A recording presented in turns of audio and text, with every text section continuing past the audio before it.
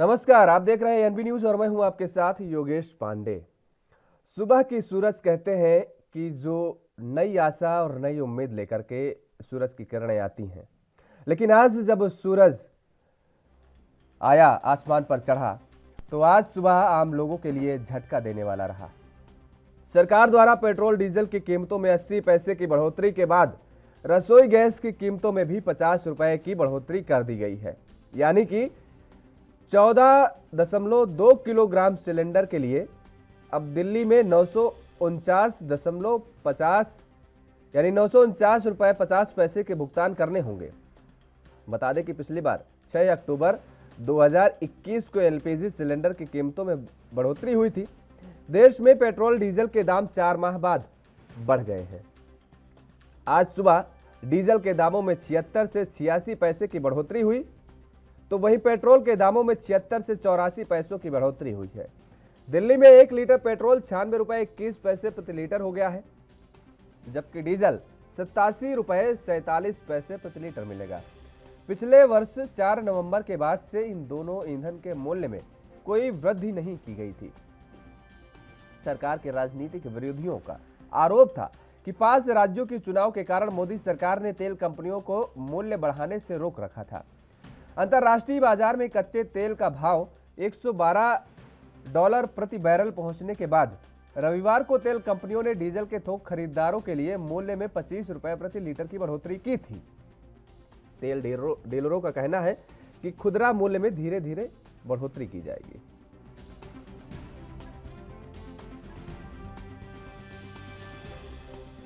Daily petrol के जो price ऊपर बढ़ते जा रहे हैं सर, इसके लिए मिडिल क्लास के बारे में भी कुछ हम लोग इससे बहुत प्रभावित होते हैं जैसे ही पेट्रोल के रेट बढ़ते हैं सर। तो हम गवर्नमेंट से यही रिक्वेस्ट करेंगे कि प्लीज़ कृपा करके जो है पेट्रोल पे थोड़ी सी लगाम लगाइए, क्लास वालों को भी थोड़ा सा जीवन सर। जिनकी अर्निंग बाइक कार से है, रोज पेट्रोल डलवा रहे हैं, उनके लिए कितना मुश्किल हो जाएगा, क्योंकि उनका पेट्रोल से कंपनी से पैसा मिलना और फिर उसमें कट जाना, उनके लिए कितना मुश्किल होगा सर। उनको बहुत स्ट्रगल करना पड़ता है, हम लोगों को बहुत स्ट्रगल करना पड़ता है। हमें अपने ऑफिस में भी प्रूफ देना पड़ता है के लिए। हम लोग इससे बड़े परेशानी खड़ी होती है सर। फर्क तो पड़ता ही है, फर्क तो पड़ता ही है। अच्छा, ये बताइए कि पहले भी पेट्रोल डलवाया करते थे, अब भी डलवा रहे हैं, पूरे 1 रुपये का फर्क कहीं ना कहीं दिखाई दे रहा है। हाँ जी। तो पेट्रोल में कमी भरवाने में कमी करी है या फिर मैनेज करे होते? नहीं, कमी तो नहीं होगी। जब यहाँ से मेरठ जा रहे हैं तो जाना तो पड़ेगा ही, चाहे वो 1 रुपया बढ़ो चाहे 2 रुपये बढ़ो, जाना तो पड़ेगा ही ना, और आना भी पड़ेगा, तो भरवाना तो पड़ेगा ही। लेकिन फर्क तो पड़ता है जेब पे। महंगा बहुत पड़ रहा है। हाँ जी। अच्छा, ये बताइए जो जिनका रोज का काम है बाइक पेट्रोल से, बाइक से, कार से पेट्रोल का, डीजल का, उनके लिए कितनी मुश्किल हो जाएगी सर? क्योंकि उनको कंपनी से पैसा मिलता है और पेट्रोल भी उनको कंपनी से ही मिलता है, मगर कहीं ना कहीं कटौती उनको करनी पड़ेगी। कटौती तो किसी चीज़ में करनी पड़ेगी, लेकिन हमें तो नहीं मिलता, हम तो अपनी जेब से लगाते हैं, तो फर्क तो पड़ता है जेब। पेट्रोल के प्राइस सुबह सुबह बढ़ गए हैं, कैसे देखते हैं, किस तरह जेब पे असर पड़ने वाला है? अब असर तो पड़ेगा ही, महंगाई बढ़ती जा रही है। जो बंदे जो वो करते हैं उनकी सैलरी कुछ बढ़ नहीं रही है, और पेट्रोल और महंगाई हर चीज़ पे दाम बढ़ रहा है। प्रॉब्लम ये है। अब आगे क्या हो? पहले भी पेट्रोल डलवाया करते थे, अब भी डलवा रहे हैं, कितना फर्क देखने को मिल रहा है? कहीं फर्क तो काफ़ी, पहले तो काफ़ी सस्ता था, बढ़ता ही जा रहा है। 100 रुपये लीटर 97 अब पेट्रोल डलवाया मैंने। पहले कम था तो कहीं भी जाने के लिए इतनी प्रॉब्लम नहीं होती थी। जो रेगुलर बेसिस पे काम कर रहे हैं, जैसे गाड़ियों के साथ पेट्रोल पे, गाड़ी और बाइक्स पे, उनके लिए कितना मुश्किल वाली बात है? क्योंकि कंपनी से उन्हें पेट्रोल का पैसा तो मिलता है, मगर पेट्रोल के दाम लगातार बढ़ते जा रहे हैं। पेट्रोल के दाम तो बढ़ते ही जा रहे हैं, अब महंगाई बढ़ रही है, इसमें क्या है। और जो गवर्नमेंट जॉब वगैरह, जो जिसके पास पैसा उसको तो कोई प्रॉब्लम नहीं है। अब हम जैसे बाइक वगैरह लेके निकलते हैं, जिसकी 12,000 रुपये सैलरी है, 10,000 रुपये सैलरी है, कहीं रूम भी कहीं आके बाहर जॉब करते हैं, 4,000 रुपये वो रूम रेंट वाला ले लेता है यार। ड्यूटी जाने के लिए बाइक वगैरह से जाते हैं, तो उसमें पेट्रोल के भी दाम बढ़ रहे हैं, तो उसमें घर के लिए क्या बचा पाएंगे? कुछ नहीं बचा पाएंगे। हर चीज़ पे महंगाई बढ़ती जा रही है। नहीं सर, हमें 3 महीने पहले 10-11 पेट्रोल और डीजल पे कम भी हुए थे, तो उसके इम्पैक्ट 80 पैसे कोई खास बड़ी बात नहीं है, और 90 दिन तक रुका रहा, वही बड़ा अच्छा है। बट ये थोड़ा सा डीजल और पेट्रोल का रेट रुका ही रहे तो अच्छा ही है। अब जब रुपए पेट्रोल हो गया है और 86 रुपए कुछ समथिंग बढ़ गया है डीजल, तो कितना फर्क आम आदमी की जेब पे आप देखते हैं सब पड़ेगा? आम आदमी पे फर्क पड़ेगा 2% के आसपास का। आज हमारा जो इंडिया है जिस स्ट्रेंथ पे है वो अकॉर्डिंग टू मोदी जी है, तो हम मोदी जी के फेवर में हैं और उनके साथ ही रहेंगे। चाहे पेट्रोल 200 रुपये हो जाए, चाहे डीजल 200 रुपये हो जाए, हमें फ़र्क नहीं पड़ता, क्योंकि हमें अपना इंडिया देखना है। आज हमारा इंडिया किस लेवल पे है, आप पिछले 70 साल का रिकॉर्ड देखिए और आज देखिए। पहले हमारे साथ कुछ भी होता था तो हमारा इंडिया अमेरिका पाकिस्तान से मदद मांगता था, आज अमेरिका हमारे से मदद मांगता है। We want Modi, we always with Modi. Thank you. Price की मैं बात करूँ सर, पेट्रोल प्राइस इफेक्ट पड़ता है? सर एक बात बताइए, आप अपने देश को देखेंगे या इस चीज़ को देखेंगे? आम आदमी पे इफेक्ट किस चीज़ पे देखते हैं? आप हम मूवी देखने जाते हैं उस पर इफेक्ट नहीं पड़ता? जब वहाँ बैठ के हम पॉपकॉर्न्स लेते हैं 300 रुपए के, 300 रुपए के बर्गर लेते हैं, जब इफेक्ट नहीं पड़ता? जब ये कहाँ रहते हैं? अब आपको अपनी पॉकेट दिखती है? मेट्रो यूज़ करो, बसेज यूज़ करो, क्या फर्क पड़ेगा, बिल्कुल पड़ेगा। आने जाने वाले को तो हर एक को फर्क पड़ेगा। पहले इतना महंगा था, अब और महंगा हो जाएगा। आप क्या फर्क देखते हैं जो पेट्रोल का जो प्राइस था पेट्रोल? अब गाड़ी कम चलाते हैं, पहले ज्यादा चला, फर्क पड़ेगा, बिल्कुल पड़ेगा। आने जाने वाले को तो हर एक को फर्क पड़ेगा। पहले इतना महंगा था, अब और महंगा हो जाएगा। आप क्या फर्क देखते हैं जो पेट्रोल का जो प्राइस था पेट्रोल? अब गाड़ी कम चलाते हैं, पहले ज्यादा चलाते थे। आपका नाम? राजा चड्डा। सर डीजल और पेट्रोल पे 80 पैसे की कैसे देखते हैं, कितना फर्क पड़ेगा आम आदमी को? फ़र्क तो पड़ेगा, बट जो भी है अब इंटरनेशनल मार्केट जैसे चल रही है वैसे यहाँ पे भी सप्लाई के डिमांड के ऊपर है, अब ये तो चलता ही रहेगा।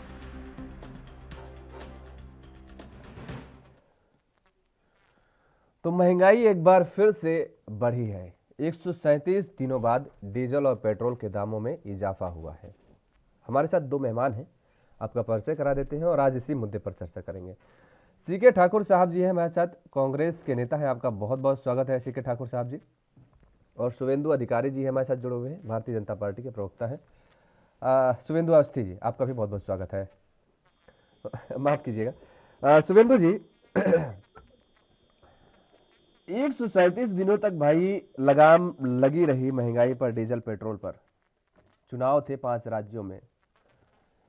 विपक्ष हमेशा से यह आरोप लगाता रहा है और पहले भी ये चीजें देखने को मिली हैं कि जब जब चुनाव रहा है तब तब डीजल और पेट्रोल के दाम स्थिर हो गए हैं। कैसे न कहे विपक्ष कि डीजल और पेट्रोल के दामों में जो इजाफा और जो कमी होती है वो सरकार के हाथों में है। अब इससे बड़ा सबूत और क्या चाहिए? देखिए, प्राइस कितना बढ़ना है और कब बढ़ना है ये भारत की सरकार के हाथ में नहीं है। और आपने देखा होगा कि जब ये डिसेंट्रलाइज कर दिया गया, रेगुलराइज कर दिया गया कि अब कंपनियां ही उसको चलाएंगी, प्राइस रखेंगी इंटरनेशनल के साथ।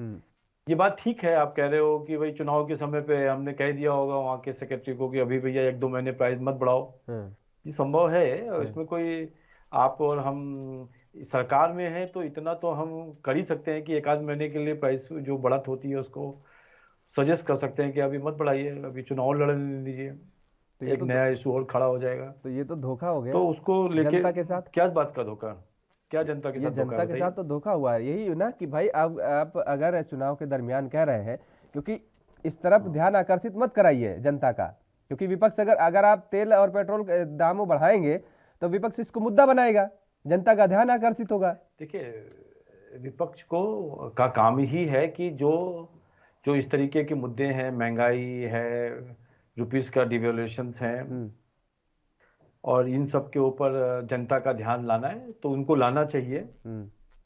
और हम अपना काम कर रहे हैं, हम विकास का काम कर रहे हैं और ज़्यादातर चीज़ें बिल्कुल स्ट्रीमलाइन है। पर अभी चूंकि यूक्रेन और उसका कारण जो इंटरनेशनल मार्केट डिस्टर्ब हुआ था, बहुत समय से हमको ऐसा लग रहा था कि हम इसको प्राइस बढ़ना चाहिए इसका। तो लोग एक्सपेक्ट कर रहे थे 10 तारीख से बढ़ जाएगा, जिस दिन रिजल्ट आ जाएगा उसके बाद से। फिर भी उसको 20-25 दिन तक रोका गया, 20 दिन रोका गया, 15 दिन रोका गया। मेरे को लगता है कि ये सबको मालूम था ये एक बड़ा एहसान बढ़ेगा। हाँ, ये एक बड़ा एहसान किया गया जनता पर। एहसान नहीं है, आप इसको ऐसा मत लीजिए कि एहसान है। हाँ। जो बढ़ना ही था, सबको मालूम है, एवरीबॉडी नोस कि जिस तरीके से इंटरनेशनल अनस्टेबल है, प्राइसिंग बढ़ रही है और हम लोग डिपेंडेंट हैं दूसरी कंट्री के ऑयल के ऊपर, तो प्राइस बढ़ना था, इसको सबको मालूम है। कब बढ़ना है, क्या बढ़ना है, उसको हम केवल सरकार में रहते हुए आगे पीछे कर सकते हैं, 1 महीना रोक सकते हैं, 15 दिन रोक सकते हैं, पर इससे ज़्यादा नहीं। बिल्कुल। सीके ठाकुर साहब जी, देखिए, दरअसल रेट तो जो बढ़ने थे वो 10 तारीख के बाद ही बढ़ने थे। अब सरकार और क्या करे, कितना जनता का साथ दे कि इतने दिनों बाद बढ़ा रही है। आज 22 तारीख हो गई, 12 दिन बाद बढ़ा रही है।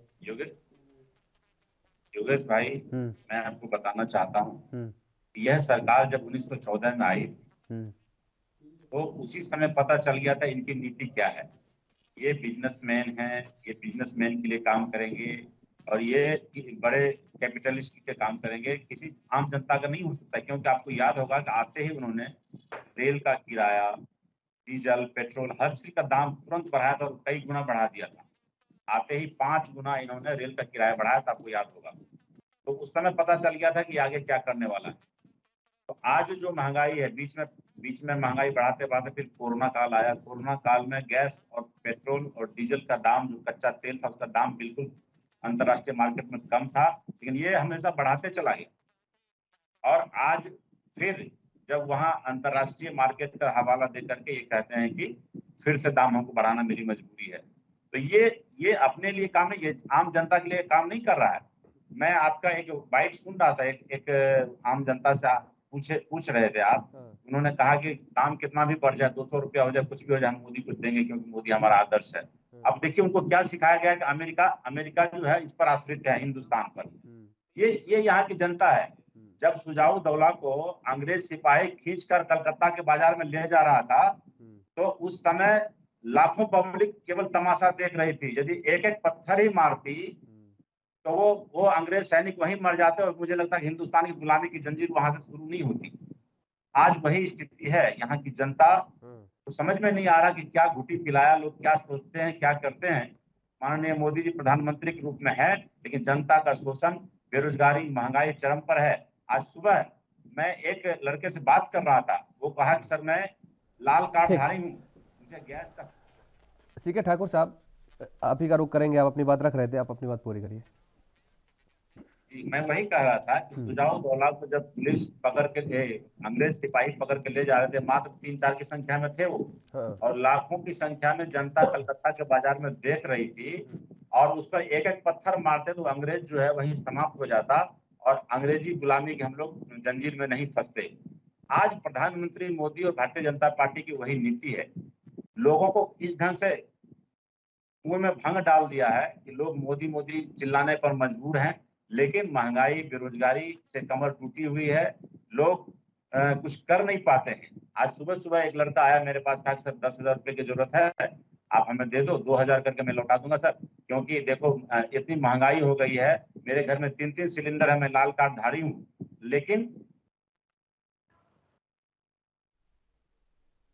सिलेंडर बेकार पड़ा हुआ है। और लकड़ी में जो हम लोग पहले खाना बनाते थे वो भी आदत छूट गया है, और इस ढंग से हम लोग को मैंने डाल दिया कि हमको गैस भराना भी और पैसे की दिक्कत होती है। मैं कहीं पैसा, बेरोजगारी है मेरे साथ, मैं रोजगार नहीं कर पा रहा हूँ।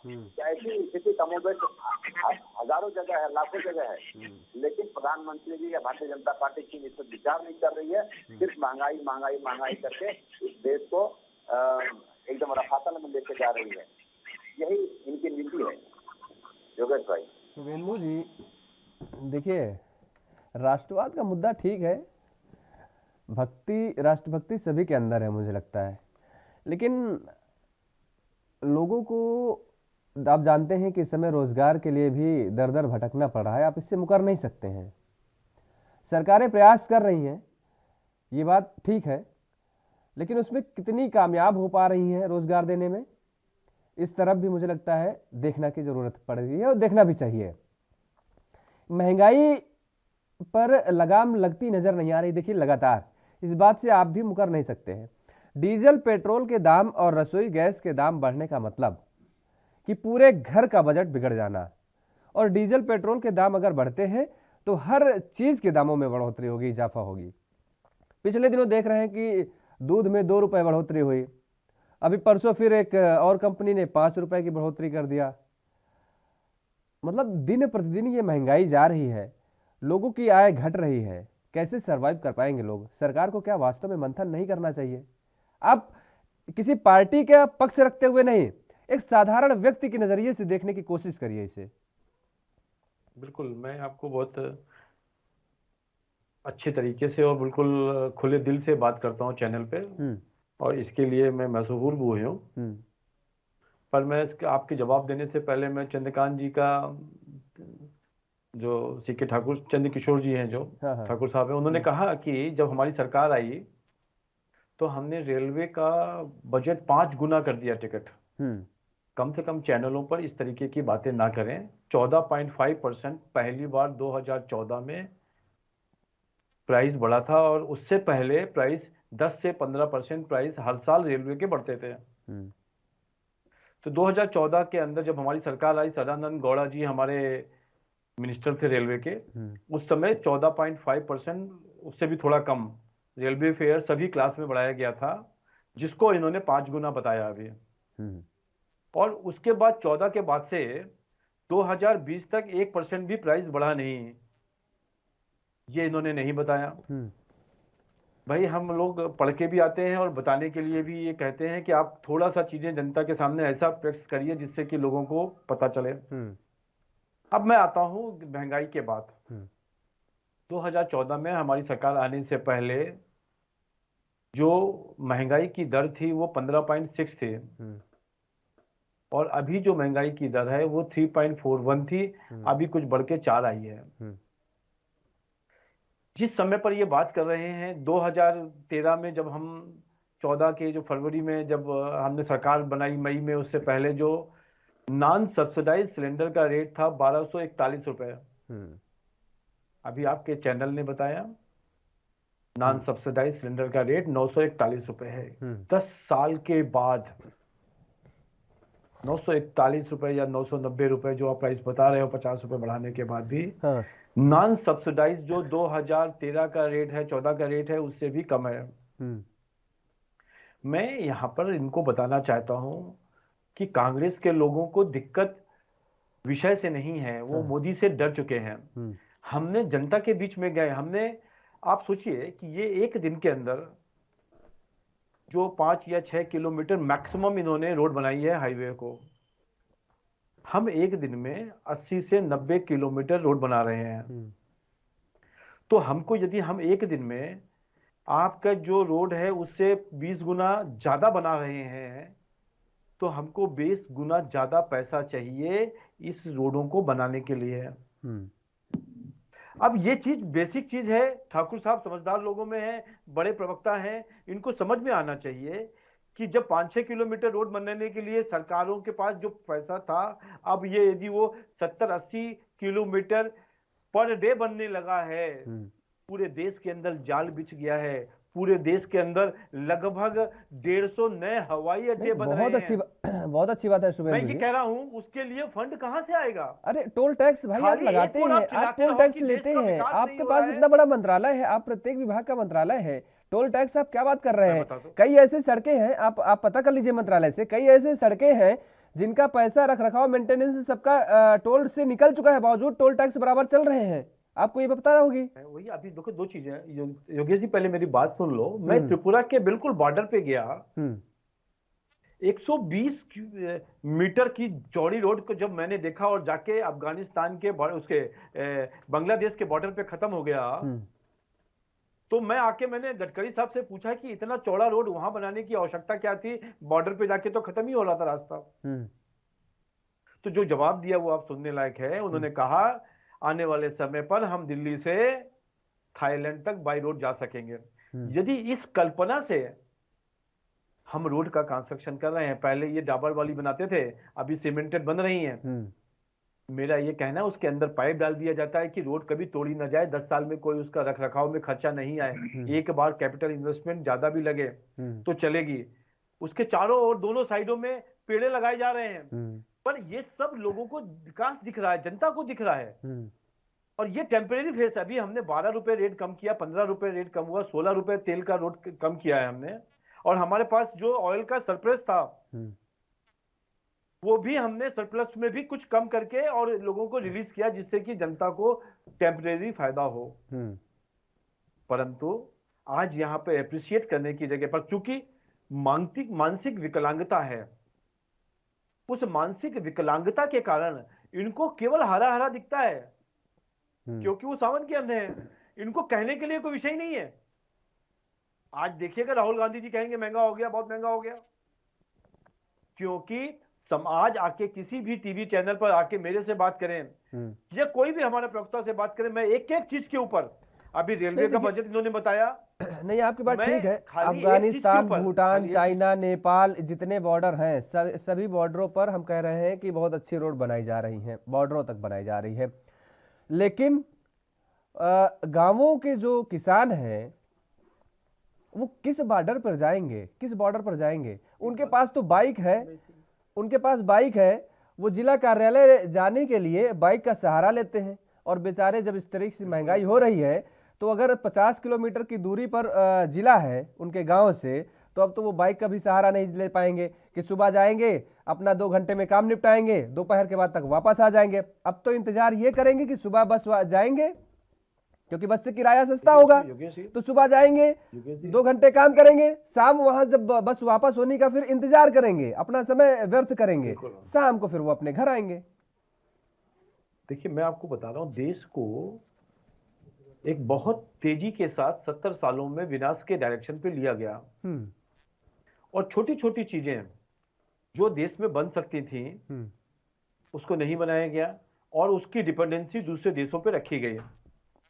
आज तेल ऐसा चीज जो हम लोग एडिबल ऑयल्स हैं उसमें 25,000 मेट्रिक टन का रिक्वायरमेंट है इंडिया का, जिसमें इंडिया केवल 15,000 मेट्रिक टन बनाता है। 10,000 मेट्रिक टन का गैप है। इसके कारण हमको इंपोर्ट करना पड़ रहा है।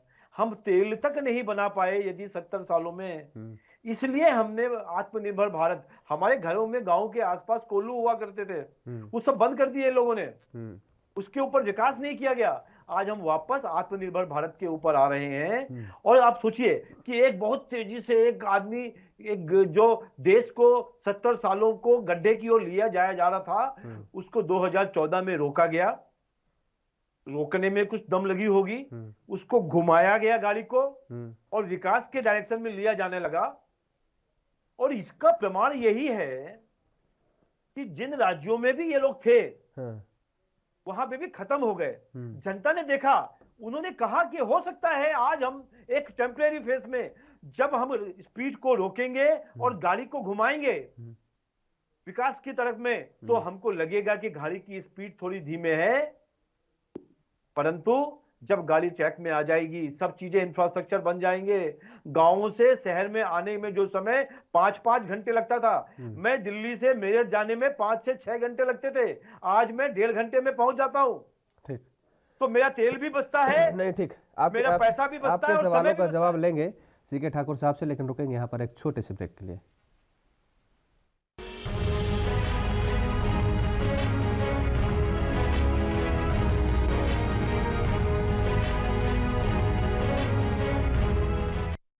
और ब्रेक के बाद एक बार फिर आप सभी का स्वागत है। चर्चा को आगे बढ़ाएंगे, हमारे साथ दोनों मेहमान लगातार बने हुए हैं। शुभेंदु जी, देखिए आप कह रहे थे कि कांग्रेस गड्ढे में ले जाने का काम की है और पहले उसको रोका गया और फिर उसको डाइवर्ट किया गया दिशा कि नहीं, गड्ढे में भारत को नहीं, देश को नहीं ले जाना है। अगर गड्ढे में आप कह रहे हैं कि जनता आप समझ गई है, जनता आपको इतना प्यार दे रही है, ऐसा तो है नहीं कि पहले की जनता मूर्ख थी। आप ही कहते हैं कि सबसे लंबे समय तक कांग्रेस ने शासन किया है।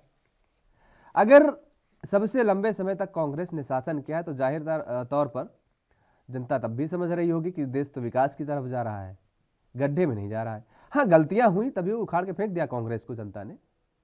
तो ये कहना कि गर्त में ले गया देश को, ये मुझे लगता है कि थोड़ा सा ठीक नहीं है। ठीक है, विकास की जरूरत थी और नई ऊंचाइयों तक पहुंचना चाहिए था देश को। अगर ऐसा होता तो आप ही बताइए ना, आप ही तो कहते हैं कि सबसे लंबे समय तक कांग्रेस, तो क्या आप या तो फिर जनता को मूर्ख बता रहे हैं? हाँ, बोल दीजिए। जब जब आप किसी के काम को किसी और के काम से कंपेयर करते हैं, तब आपको पता लगता है कि किसकी परफॉर्मेंस अच्छी है। जनता ने, मैं ऐसा नहीं कहूंगा कि पिछले 70 सालों में विकास के कोई काम नहीं हुए, ये बिल्कुल मैं नहीं कहूंगा, क्योंकि भाई 1947 से लेके 2014 तक बहुत सारे काम हुए होंगे, देश आगे भी बढ़ा है। बहुत सारे क्या, जो पैसा अनगिनत काम हुए हैं शुभेंदु जी, इसमें कोई पार्टी वाइज की बात करने की बात नहीं है। देश योगेश के जी, पास था क्या, मैंने पूरी सुई से लेकर के हवाई जहाज तक बनाने का काम किया गया। सरकार किसकी थी? आप ही तो कहते हैं कांग्रेस की सरकार थी। तो अगर काम किया तो उसी ने किया होगा ना। योगेश जी मेरी बात करिए, सुनिए ना। मेरा ये कहना है कि देश का विकास हुआ, पर आप सोचिए कि इन्हीं 70 सालों में दूसरे देश कितना आगे बढ़ गए। छोटी छोटी चीजों को ही कंपैरिजन कर लीजिए कि जब हमारे यहाँ पर कोई बहुत बड़ी वैश्विक बीमारी आती थी, आप कोई भी एक बीमारी का नाम ले लीजिए, चाहे प्लेग ले लीजिए, चाहे हैजा ले लीजिए, या फिर ये और जो बीमारियां आई, उसका जो टीका बनता था, जब अमेरिका में बनता था, उसके 20 साल बाद भारत में बनना चालू होता था। आज कोविड का एग्जाम्पल आपके सामने है कि अमेरिका का टीका लगने के बाद 20 दिन बाद भारत का भी टीका लगने लगा। आज हमने अपने ही देश में सबको करने के बाद अफ्रीका और बहुत छोटी छोटी कंट्रीज को भी हम टीका दे रहे हैं। ये विकास का सिंबल है। मैंने ये नहीं कहा विकास तो आप कोई भी ना भी रहे तब भी विकास हो जाएगा। सरकारों से विकास होने लगता तो जाने क्या हो जाता। पर जो होना चाहिए था, इनके खुद प्रधानमंत्री ने कहा कि हम 1 रुपए बेचते हैं, नीचे 10 पैसा जाता है। यदि ये विचार थी 10% पैसे का डेवलपमेंट, उन सबको रोकने का काम गत में जो चला गया था, जो डायरेक्शन बदल गए थे, कुछ चीजों में जो इंक्रीमेंटल डेवलपमेंट होता था, हो सकता था आईटी में डेवलपमेंट हुआ, हो सकता है टेलीकम्युनिकेशन में डेवलपमेंट हुआ हो, पर इंफ्रास्ट्रक्चर के अंदर इतनी खामियां रही कि हमारा देश वही अविकसित रह गया। और इंटरनेशनल बाजार में, इंटरनेशनल पॉलिटिक्स में भारत का नाम इतना होता था कि हमको बैठने की कुर्सी भी नहीं मिलती थी।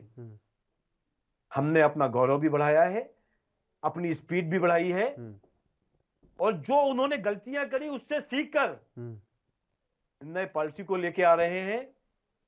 हम आस्था के साथ विकास को भी लेके जा रहे हैं।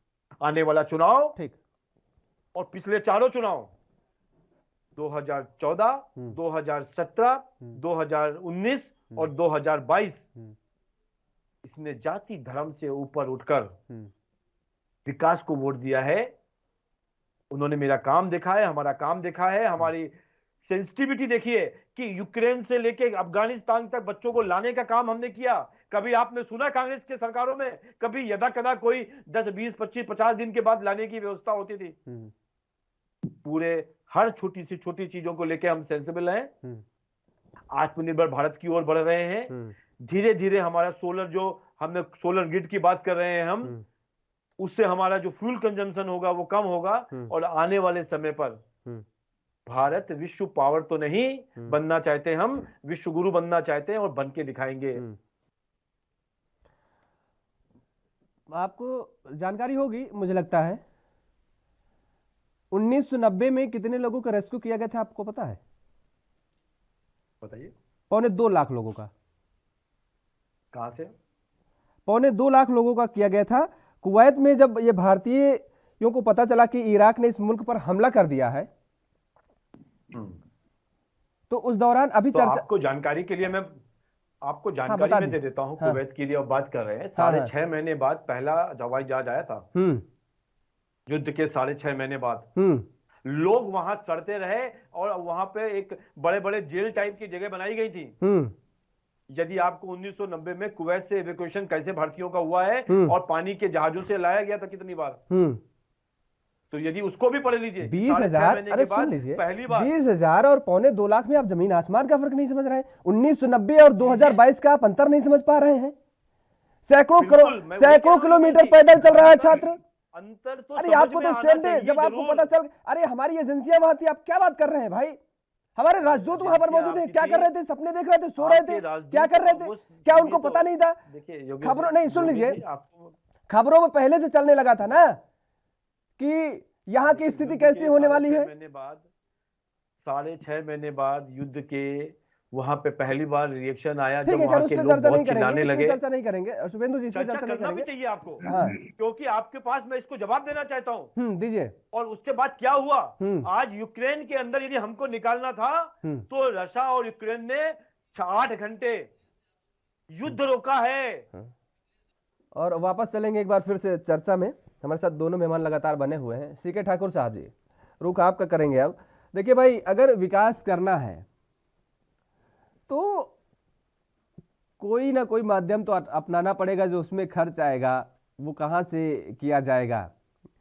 शुभेंदु जी कह रहे हैं, और कांग्रेस ने जो किया वो दुनिया ने देखा, देश ने देखा, और अब भारतीय जनता पार्टी के कामों को लोग पसंद कर रहे हैं और यही वजह है कि इतना ज्यादा प्यार दे रहे हैं।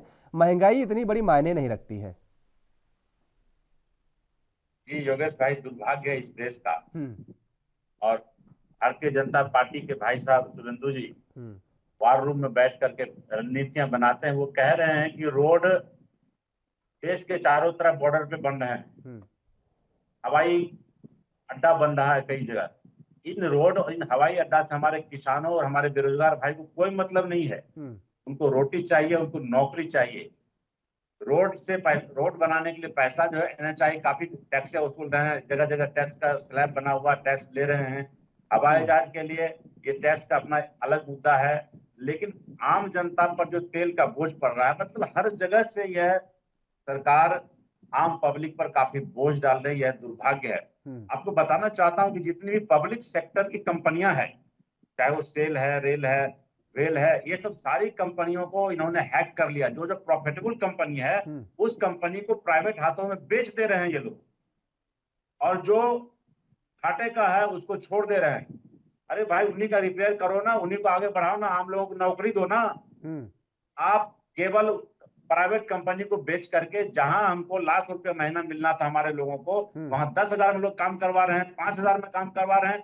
कहां से लोग अपना जीवन यापन करें, कहां से सर्वाइव करेंगे बेरोजगार? ये बहुत दुर्भाग्य है इस देश का। और मैं देख रहा हूं कि प्रधानमंत्री मोदी जी जो वैक्सीन की बात भाई साहब कर रहे थे, आज 2022 है। 1985 में राजीव गांधी जो है टेक्नोलॉजी लाए थे यहाँ पर। जो इंटरनेट और कंप्यूटर का युग है, उस इंटरनेट और कंप्यूटर के युग से ऑस्ट्रेलिया, अमेरिका, जहां से भी हो, वो सब कुछ वायरल होकर यहाँ आ जाता है और वैक्सीन तैयार हो जाता है, सब कुछ तैयार हो जाता है। मैं आपको यह बताना चाहता हूँ, यह कोई उपलब्धि नहीं है। और इस उपलब्धि को माननीय प्रधानमंत्री जी मेट्रो में, रेलवे स्टेशन में, दिल्ली के कई सड़कों पे लगाते हैं कि 1,75 करोड़ को मैंने वैक्सीनेटेड किया। ये क्या है? आप अपना क्या प्रचार करवाना चाह रहे हैं? उसमें पैसे क्यों बर्बाद करना चाह रहे हैं? उससे उतने लोगों को नौकरी तो दे दो आप। ये बहुत ही दुर्भाग्य। और मैं बताना चाहता हूँ शुभेंदु भाई, जब तक आप सरकारी कंपनी को जिंदा नहीं रखेंगे, प्राइवेट कंपनी आपको जीने नहीं देगा। आपकी आने वाली पीढ़ी कहेगी कि शुभेंदु अमिताभ ने क्या किया, क्या कर दिया इस धरती को। मैं बताना चाहता हूँ, आप इस बात को समझिए। आप हवाई के लिए मत बनाइएगा। हवाई जहाज का कई जगह हवाई अड्डा बन गया, रोडें बॉर्डर पे बन रहा है। किसान को वो नहीं चाहिए। हिंदुस्तान के अंदर जितने किसान हैं, जितने लोग हैं, रोड चाहिए, लेकिन उतना नहीं चाहिए जो बन रहा है। आप एकदम गलतफहमी में जी रहे हैं। देश गुलामी की ओर चला गया है, लोग गुलाम होते जा रहे हैं, खाने को तरस रहे हैं भारत की जनता। आप आम जनता के बीच जाइए। आप चुनाव प्रचार में जिस तंत्र का यूज करते हैं, लोगों को भली भांति पता है। मैंने पहले कहा ना कि सुजाउद्दौला को जब जनता पुलिस खींच के ले जा रही थी, अंग्रेज पुलिस, तो एक एक पत्थर मारते। आज वही हाल है। हिंदुस्तान के लोगों को केवल राम नाम की जपनी जपा करके उसकी रोटी छीनी जा रही है, उसका भूख जो है खत्म किया जा रहा है, उसके पैसे छीन लिए जा रहे हैं। ये उसको समझ में नहीं आ रही है। जनता जो है बेगुनाह है, बेपरवाह है, उसको समझने की जरूरत है, वो समझ नहीं पा रही है। प्रधानमंत्री जी के कुनबे में जितने नहीं, लेकिन सीके ठाकुर साहब जी, इतने चुनावों का जिक्र कर दिया शुभेंदु जी ने। जनता क्या इतनी नासमझ है कि हर बार भारतीय जनता पार्टी को पसंद कर रही है, प्यार दे रही है, अपनी सराखों पे बैठा रही है? देखिए वहाँ टेक्निक है, चुनाव टेक्निक से जीता जाता है। चुनाव की एक रात पहले क्या करना है योगेश भाई, वो सब कोई जानता है, कितने पैसे कहाँ फेंकने हैं, कहाँ बटोरने हैं। जनता को क्या कहना है कि देखो वहाँ ये नहीं तो फलाना सरकार बनेगी, मुसलमानों को तंग करेगा, ये करेगा, वो करेगा, उसकी ये बनेगी, ये सब कुछ है। वो टेक्निक है, चुनाव के एक रात पहले जो टेक्निक कर लिया वो चुनाव जीत गए। जनता को वहाँ वो से टेक्निक मतलब आप नहीं है। क्यों नहीं पकड़ पा रहे हैं? बात ये नहीं कह रहे हैं, वो टेक्निक आप क्यों नहीं पकड़ पा रहे हैं भाई? आप भी पकड़िए। क्या आप अपनी बात को जनता के बीच तक नहीं पहुंचा पा रहे हैं? अब ऐसा तो है नहीं कि किसी गांव का प्रधानी का चुनाव है, आप पैसे का इतना आरोप लगा रहे हैं, ऐसा नहीं है। देखिए कानून है हर जगह, ऐसा नहीं है कि आप सत्ता में नहीं है तो आपके लोग नहीं है, समाजवादी पार्टी सत्ता में नहीं है तो उनके प्रशासनिक अधिकारी नहीं है। सरकार में वो लोग रह चुके हैं भाई, उनके भी ऐसा नहीं है। कई इतने वीडियो सामने आए हैं कि वो अपनी कुर्सी पर बैठे हुए समाजवादी पार्टी जिंदाबाद जिंदाबाद के नारे लगा रहे हैं, कह रहे हैं कि सरकार बनेगी तो समाजवादी पार्टी बनेगी, सरकारी नौकरी कर रहे हैं। तो उन लोग भी नजर रखते हैं। ऐसा हाँ आई है, ऐसा नहीं कह रहे हैं कि खबरें नहीं आई हैं, पैसा नहीं बांटा गया है, कुछ 2-4 जगह से खबरें ऐसी सामने आई हैं, ज्यादा हो सकता है इससे ज्यादा। लेकिन ये कहिए कि एक तरफ से यही काम केवल किया गया है बीजेपी की तरफ से, तो ऐसा तो नहीं है। बीजेपी के द्वारा नहीं मैं कह रहा हूँ, जो टेक्निक अपनाया गया, हाँ। उस टेक्निक में भारतीय जनता पार्टी के अलावा कांग्रेस या समाजवादी पार्टी सब फेल हो गई। लेकिन जनता के अंदर विद्रोह है। जनता नहीं चाहती है कि भारतीय जनता पार्टी और प्रधानमंत्री मोदी इस देश का प्रधानमंत्री बने। कुछ एक लोग हैं जो चाहते हैं कि ठीक है बने रहे, जिसको कोई मतलब नहीं है देश के आर्थिक व्यवस्था से। लेकिन इंटरनली विद्रोह है, उस विद्रोह को कैसे दबाया जाता है, जनता के मन को कैसे बदला जा रहा है, वो सब टेक्निक इनके पास है। आने वाले समय में कांग्रेस और अन्य पार्टियों को भी ऐसा करने की जरूरत है, ताकि देश का कल्याण जो हिमाचल के लिए इतनी रस्साकसी हो रही है, कांग्रेस हिमाचल के सारे प्रदेश अधिकारियों को जो है, अपने प्रदेश के नेताओं को सबको बुला रही है दिल्ली। मध्य प्रदेश में चुनाव है, छत्तीसगढ़ में चुनाव है, गुजरात में चुनाव है, लोकसभा चुनाव से पहले, लोकसभा चुनाव के बाद हरियाणा में चुनाव है, लोकसभा के चुनाव है ही है। तो फिर आपको मुझे लगता है चुनाव ही नहीं लड़ना चाहिए यहाँ पर, क्योंकि अगर बीजेपी के पास टेक्निक है तो वो फिर जीत जाएगी इन सभी राज्यों में, और उसके बाद केंद्र में फिर सत्ता पे काबिज होने जा रही है। मैं समझता हूँ कि कांग्रेस की इस तकनीक में कमी है। समाजवादी पार्टी अन्य पार्टियों के बीच यह कमी है कि वह किस तकनीक को कैसे अपनाया जाए, उनको करना चाहिए। जैसे आज महंगाई बढ़ी, सड़क पे उतर के हम लोगों को कार्यक्रम करने की जरूरत है। तो क्यों नहीं कर रहे? हमारे ऊपर से जो जी नहीं, उसको हम लोग करेंगे। आज तो पढ़ाई है, अब उसको करते हैं हम लोग, कार्यक्रम को करेंगे। आम जनता को जगाने की जरूरत है। शुभेंदु ये पता है कि अब तैयार रहिए, मैदान में उतरने जा रही है कांग्रेस। काम है करना चाहिए, विपक्ष में बैठे हुए लोग हैं और उनको जरूर इस तरीके के विषय उठाने चाहिए। यही लोकतंत्र का उत्सव है और इसी तरीके से उनको जनता को बताना चाहिए। हम भी जब लोग विपक्ष में थे, हमने बहुत अच्छी तरीके से बताया था। 1 रुपए प्राइस में डिवेल्यूशन होता था तो हम लोग पूरे हिंदुस्तान में स्ट्राइक कर देते थे। तो हम चाहे सरकार में रहे चाहे विपक्ष में रहे, अपने रोल अच्छा तरीके से निभाते हैं। मेरे यहाँ पे कहना है कि पैसा दे के हम जीत गए, टेक्निक लगा के जीत गए, ये कोई 10-20 कोई किसी सोसाइटी, हॉस्टल का या कॉलेज का चुनाव नहीं है। ये लोकसभा और स्टेट का चुनाव होता है। 22,024 करोड़ लोगों का उत्तर प्रदेश में चुनाव था, हिमाचल में था, मणिपुर में था, गोवा में था, जहां पर आपको सीटें मिलने के नाम पर आपको एक भी सीट नहीं मिली। क्या छोटा मोटा भी टेक्निक नहीं बची आपकी? ये आप मानना ही नहीं तैयार हो रहे हो कि जनता ने आपको नकार दिया है। अब आप बहाना कुछ भी लगाओ कि हमारे पास टेक्निक नहीं है, इनके पास टेक्निक है, पैसा है, पता नहीं क्या क्या चीज कह दोगे। हमने 1 दिन पहले उनको इंजेक्शन दे दिया था, या ईवीएम में हमने हैक कर लिया, कुछ भी आप बात कहो। आप ये नहीं मानोगे कि सरकार जो कांग्रेस ने चलाई उसके विरोध में जनता ने आकर हमको वोट दिया और फिर हमारा काम देखा और उससे वो बहुत सेटिस्फाइड है। और यहां पर अब ऐसा बता रहे हो लोगों को कि आप टेक्निक थी, 1 दिन पहले बदल जाता है। साहब ये जो चुनाव है 8-8 7-7 चरणों में होते हैं, 1 दिन में कुछ बदलता नहीं है। 5 साल मेहनत करनी पड़ती है। ऐसा नहीं है कि सोनिया गांधी और राहुल गांधी जी के बाद 4.5 साल के बाद उनको नींद खुलती है और फिर वो कहते हैं गेरुआ बस पहन के प्रियंका गांधी बैठ जाती हैं और वो टीका लगा के जनेऊ पहन के घूमने लगते हैं। जनता के बीच में रहना होगा, जनता की बातों को उठाना होगा, चाहे महंगाई का ही विषय क्यों नहीं है, आप उठाइए और आप आगे बढ़ेंगे। शुभेंदु जी, उत्तर प्रदेश में विरोध नहीं होता तो आपके 11 मंत्री चुनाव नहीं हार जाते। हारना जीतना देखिए मंत्रियों का उनके व्यक्तिगत जीत है। मैं आप बार नहीं, बार कह रहा हूँ ठाकुर साहब, कैसे हो सकते हैं? 11 मंत्री यदि चुनाव आ ऐसा जाते हैं। विरोध नहीं होता तो राहुल गांधी अपना सीट नहीं हार जाते। यह हार जीत मैथमेटिक्स है, पर जो ओवरऑल जीत होती एक है दो मंत्री हारते, वो 11 जनता मंत्री का आपके चुनाव रुझान हार है। जाते हैं। मैं वही कह रहा हूं, हार जीत व्यक्तिगत है। राहुल गांधी यदि अपनी अमेठी की सीट नहीं जीत सकते हैं तो आप सोचिए कि वो पार्टी कैसे जीतेगी।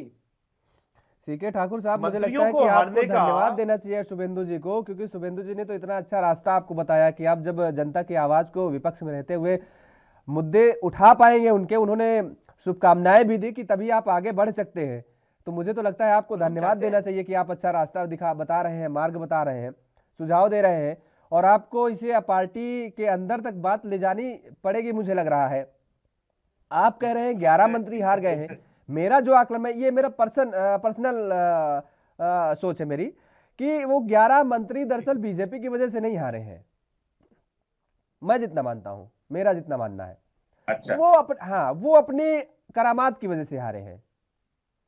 क्योंकि जो व्यक्ति जिसका कोई जनाधार नहीं है वो जीत जा रहा है क्षेत्र में, और जिसका इतना बड़ा जनाधार है वो हार जा रहा है।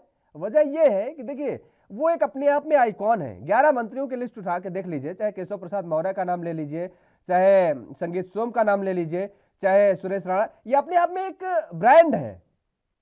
ये बीजेपी की वजह से नहीं जाने जाते हैं, पार्टी में है ठीक है, लेकिन वर्तमान में इनकी एक अपनी अलग पहचान है, छाप है।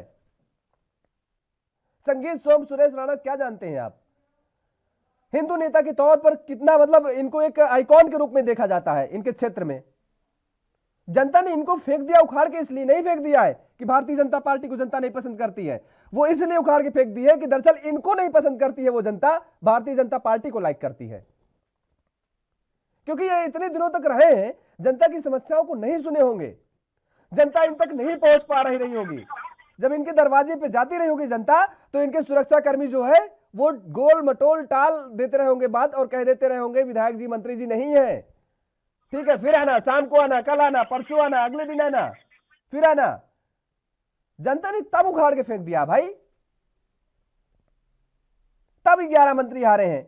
भारतीय जनता पार्टी की हार हुई है क्या? आप देख लीजिए कितने प्रत्याशियों की जमानत जब्त हो गई है। 2 प्रत्याशी जीते हैं आपके, और जिसमें एक को तो मैं बहुत अच्छे तरीके से, बहुत नजदीकी तरह से जानता हूं, आराधना मिश्रा को।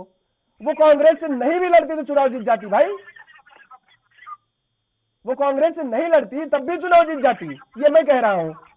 कांग्रेस की जीत नहीं है वो आराधना मिश्रा की पर्सनल की जीत है। ठीक है, कांग्रेस में उनके पिताजी रहे हैं, कांग्रेस ने उनको जो कुछ बनाया आज जो बने हैं, वो बात अपनी जगह है,